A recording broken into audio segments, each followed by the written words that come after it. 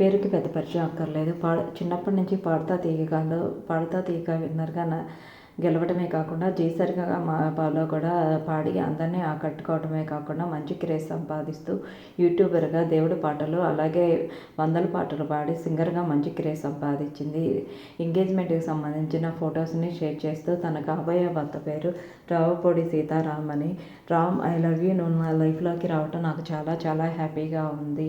నువ్వు ప్రతి క్షణాన్ని నాకు ఆనందమయం చేస్తున్నావు. జానకి కలగలేదు అనే పాటని పాడుతూ ఎంగేజ్మెంట్ ఫొటోస్ని షేర్ చేసింది. ఇది చూసిన నెటిజన్లు కూడా కంగ్రాట్స్ తెలియజేస్తూ మీరు ఎప్పుడు ఇలాగే హ్యాపీగా ఉండాలి అంటూ కామెంట్స్ పెడుతున్నారు. సింగర్గా ట్రెడిషనల్ వేర్లో దేవుడి పాటలు పాడుతూ అందరినీ ఆకట్టుకోవడమే కాకుండా మంచి క్రేజ్